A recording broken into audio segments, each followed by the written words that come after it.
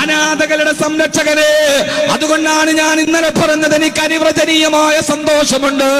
ഇന്നലെ ഈ തൃക്കരിപ്പൂരിന്റെ മണ്ണിൽ തടിച്ചുകൂടിയ 10,000-കണക്കിന് ആളുകളെ സാക്ഷി നിർത്തിയിട്ട് മിനിങ്ങാന് തിരൂരില് കൊടുഞ്ഞിയില് കഴുത്തറക്കപ്പെട്ട പാവപ്പെട്ട ഷഹീദ് ഫൈസലിന് വേണ്ടി ഞാൻ ഇന്നലെ സംസാരിച്ചപ്പോ ഇന്നലത്തെ പ്രസംഗം ഇന്ന് യൂട്യൂബിലും വാട്സപ്പിലും വൈറലായി. എത്രയോ ആളുകളാണ് എന്റെ ഫോൺ നിറച്ച് മെസ്സേജാണ്, ഉസ്താദേ കൊടുഞ്ഞിയിലെ ഷഹീദ് ഫൈസലിനെ കുറിച്ച് ബാക്കവേ നിങ്ങളുടെ പ്രസംഗം കേട്ടു. അവരെ ആശ്വസിപ്പിക്കാൻ ബന്ധുക്കളില്ല, അവരെ ആശ്വസിപ്പിക്കാൻ കൂട്ടുകുടുംബമില്ല.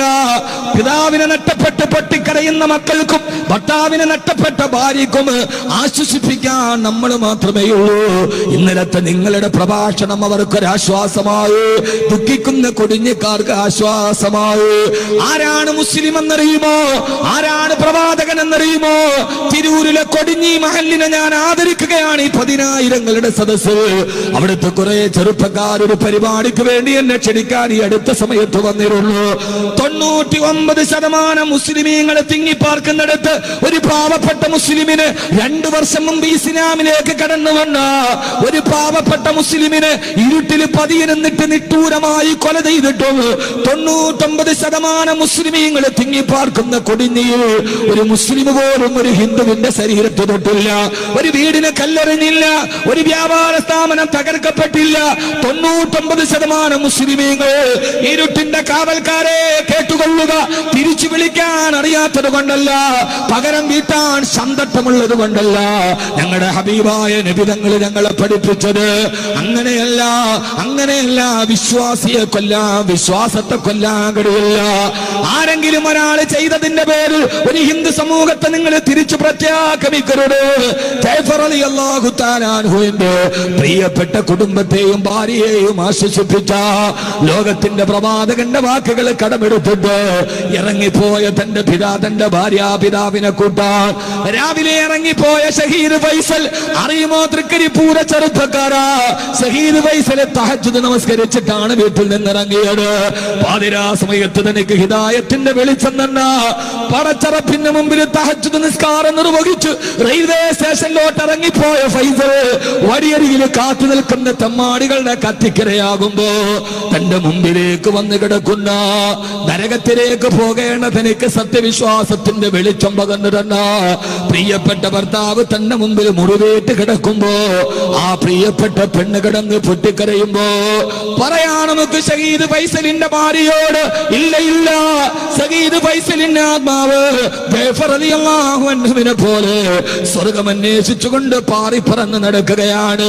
9, 8, 3 വയസ്സുള്ള ആ പ്രിയപ്പെട്ട ഷഹീദ് ഫൈസലിന്റെ പൊന്നു പെൺമക്കളോട് നമുക്ക് പറയാം, ഇല്ല മക്കളെ, ഇല്ല, നിങ്ങളുടെ ഉപ്പാക്കൊന്നും സംഭവിച്ചിട്ടില്ല, നിങ്ങളുടെ ഉപ്പാക്കൊന്നും നഷ്ടപ്പെട്ടിട്ടില്ല. ഇനിയാണ് നിങ്ങളുടെ ഉപ്പക്ക് റൗഹുള്ളത്, ഇനിയാണ് നിങ്ങളുടെ ഉപ്പക്ക് റൈഹാനുള്ളത്, ഇനിയാണ് നിങ്ങളുടെ ഉപ്പക്ക് ജീവിതത്തിന്റെ സ്വർഗമുള്ളത്. നിങ്ങളുടെ ഉപ്പ മരിച്ചിട്ടില്ല, ഷഹീദ് ഫൈസൽ മരിച്ചിട്ടില്ല. അല്ലാഹുവിന്റെ അർശിന്റെ മുകളിൽ താഴ്ത്തപ്പെട്ട പച്ചക്കുപ്പയുടെ മുകളിൽ പച്ചപ്പക്ഷികളുടെ ഹൃദയ ശരീരത്തിന്റെ ഉള്ളിൽ ആത്മാവുകളായി അല്ലാഹുവിന്റെ അർശിന്റെ സ്വർഗലോകത്തോടെ ഷഹീദ് ഫൈസൽ പാറിപ്പറന്ന് നടക്കുകയാ. എന്റെ മകൻ എന്ത് തെറ്റ് ചെയ്തു? അല്ലാഹുവിൽ വിശ്വസിച്ചതോ അവൻ ഇഷ്ടപ്പെട്ട മതം പൂകിയതോ? എന്താണ് എന്റെ മകൻ ചെയ്ത തെറ്റെന്ന് ആ പ്രിയപ്പെട്ട മകന്റെ മൃതദേഹത്തിൽ കെട്ടിപ്പിടിച്ച് കരയുന്ന അമ്മ മീനാക്ഷി കൂടപ്പറപ്പിന് മുത്തം കൊടുത്ത് കബറിലോട്ടെടുത്ത് വെച്ച പ്രിയപ്പെട്ട ഷഹീദ് ഫൈസലിന്റെ 2 ഹൈന്ദവ സഹോദരിമാർ കൊടിഞ്ഞി ഒരു മഹല്ലായി, കൊടിഞ്ഞി മഹല്ല് മാതൃക കാണിച്ചു. ഷഹീദ് ഫൈസലിന്റെ മയ്യത്തടക്കിയപ്പോ മഹല്ല് കമ്മിറ്റി ഏറ്റെടുത്തു ഷഹീദ് ഫൈസലിന്റെ കുടുംബത്തെ. ആ നാട്ടിലെ സുമനസ്സുകൾ പറഞ്ഞു, ഷഹീദ് ഫൈസലിന്റെ മക്കൾ ഇനി ഞങ്ങളുടെ മക്കളാ, ഷഹീദ് ഫൈസലിന്റെ ഭാര്യ അത് ഞങ്ങളുടെ ഭാര്യമാരെ പോറ്റുന്നത് പോലെ പോറ്റപ്പെടേണ്ടവളാ. കൊടിഞ്ഞി നാടിന് അല്ലാഹു അനുഗ്രഹം ചെയ്തു കൊടുക്കട്ടെ. 99% മുസ്ലിമീങ്ങളെ താമസിച്ചിട്ടും ഒരു കരിയില പോലും അനങ്ങാട് മഹല്ല് കമ്മിറ്റി വിളിച്ചു ചേർത്ത യോഗത്തിൽ പറഞ്ഞു, സമാധാനം തകർക്കപ്പെടരുത്. ഇതെവിടെ നിന്ന് പഠിച്ച പ്രകാശമാണെന്നറിയോ? ഇത് കൊടിഞ്ഞിക്കാര് പഠിച്ചത് ഇവിടെ നിന്നാ, ഇത് കൊടിഞ്ഞിക്കാര് പഠിച്ചത് ഇവിടെ നിന്നെന്നറിയോ? തന്നെ കൊല്ലാമേട് കൈവാലയത്തിന്റെ പുറകില് കാത്തു നിന്നവനോട് വാള് പൊക്കിയിട്ട് തന്നെ മുമ്പിലേക്ക് വരുമ്പോ, കഴുത്ത് വെട്ടാൻ വരുമ്പോ ആ വെട്ടുന്നവന് മനുഷ്യൻ അല്ലാഹുവിന്റെ റസൂലിന്റെ മുഖത്ത് നോക്കിയപ്പോ അറിയാതെ വിരലിൽ നിന്ന് കയ്യിൽ നിന്ന് വാള് താഴേക്ക് വീണു. ഹബീബായ നബി തങ്ങൾ നോക്കുമ്പോ തന്നെ കൊല്ലാമെന്നവൻ പേടിച്ചു പറച്ചു വാളും കയ്യിലിട്ട് നിൽക്കുകയാ. സഹാബത്ത് മറുഭാഗത്ത് കിടന്നുറങ്ങുകയാണ്. ആ സമയത്ത് തന്നെ പാതിരാ സമയത്ത് ഒളിച്ചിരുന്ന് വെട്ടാൻ വന്നവനെ, ഷഹീദ് ഫൈസലിന്റെ രക്തമെടുത്തവന് കേട്ടുകൊള്ളുക. ഇസ്ലാമിക സമൂഹത്തിന്റെ സംസ്കാരമാണിത്. ഇത് റബീന്റെ പാതയാണിത്. ഇത് മദീനത്തിന്റെ വഴിത്താരയാണിത്.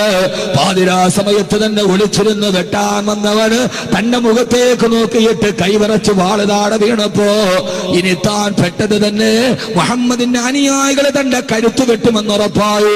പേടിച്ചരണ്ട് നിന്ന തന്റെ എതിരാളിയോട് ഇരുട്ടിന്റെ മറവ് പറ്റി തന്റെ കരുത്തു വെട്ടാമെന്നവനോട് പെട്ടെന്ന് പറഞ്ഞു അത്രേ, ആരും നിന്നെ കണ്ടിട്ടില്ല മോനെ, എന്റെ അനുയായികള് കണ്ടിട്ടില്ല.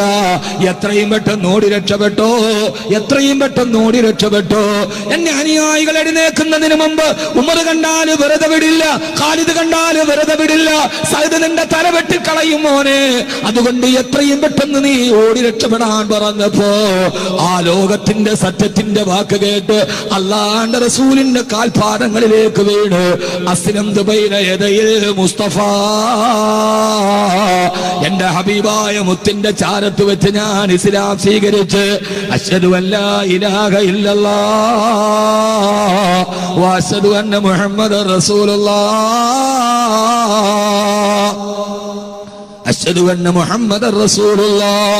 ഇസ്ലാം മതം സ്വീകരിച്ച ഒരു അനുയായിയുടെ കഥയാണ് പറയാനുള്ളതെങ്കിൽ കൊടിഞ്ഞിയിൽ ഷഹീദ് ഫൈസൽ മരണപ്പെട്ടതിന് ശേഷം നടന്നത് അത് മുത്തു റസൂൽ പഠിപ്പിച്ചു കൊടുത്ത സമാധാനത്തിന്റെ പാതയാണ്.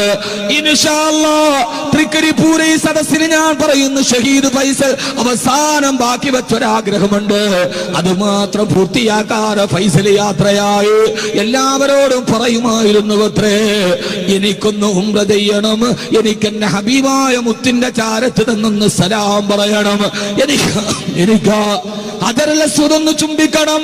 ഷഹീദ് ഫൈസൽ കൊടിഞ്ഞിപ്പള്ളിയുടെ ഖബർസ്ഥാനിന്റെ മണ്ണിന്റെ ഉള്ളിലിരുന്ന് നീ ഞങ്ങളുടെ വാക്ക് കേൾക്കുന്നുണ്ടെങ്കിൽ ഉറപ്പ് ഞങ്ങൾക്ക് നീ കേൾക്കുന്നുണ്ട്. കാരണം നീ മരിച്ചിട്ടില്ല ഫൈസലേ.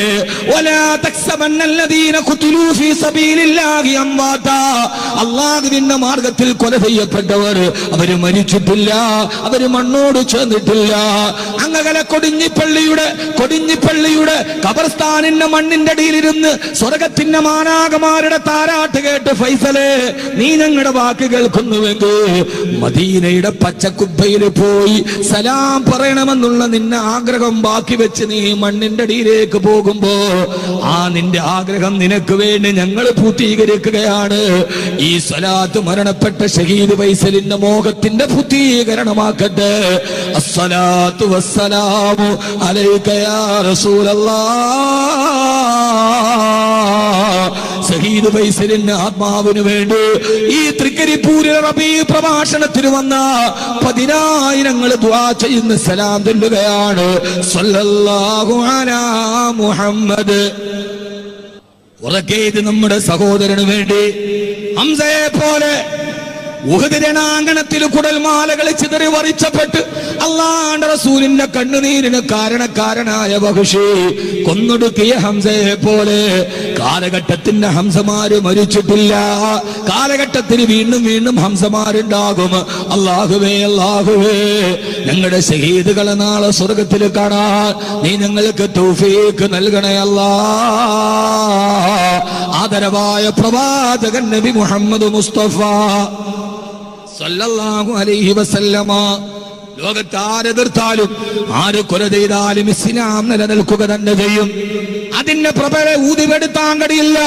ഒരു ഫൈസലിനെ നിങ്ങൾ കൊന്നൊടുക്കിയാൽ അതിൽ നിന്ന് 1000 ഫൈസലുമാര് ജനിച്ചു വരുമെന്ന്. ആ ഒരു വധത്തിന്റെ പുറകിൽ ഇനി എത്ര പേരാണ് ഇസ്ലാമിലേക്ക് വരുന്നത് എന്നിനി നമുക്ക് കാത്തിരുന്ന് കാണാം ഇൻഷാ അല്ലാഹ്. അല്ലാഹു ഇതൊരു ഇസ്ലാമിന്റെ മുന്നേറ്റത്തിന് കാരണമാക്കി കൊടുക്കുമാറാകട്ടെ. മുത്തു റസൂൽ സല്ലല്ലാഹു അലൈഹി വസല്ലമ ആ പ്രവാചകന്റെ അടുത്തുനിന്ന് പോയി സലാം പറയണമെന്ന ചെറുപ്പക്കാരന് ആഗ്രഹമുണ്ടായിരുന്നത്രേ. അല്ലാഹുവേ ഞങ്ങൾക്കും കൊതിയുണ്ട്, നീ ഞങ്ങളെ മദീനത്തെത്തിക്കണേ അല്ലാഹ്, നീ ഞങ്ങളെ മദീനത്തെത്തിക്കണേ അല്ലാഹ്. അല്ലാഹുവേ നീ ഞങ്ങളെ മദീനത്തെത്തിക്കണേ അല്ലാ. ആദരവായ പ്രവാചകൻ നബി മുഹമ്മദ് മുസ്തഫ സല്ലല്ലാഹു അലൈഹി വസല്ലം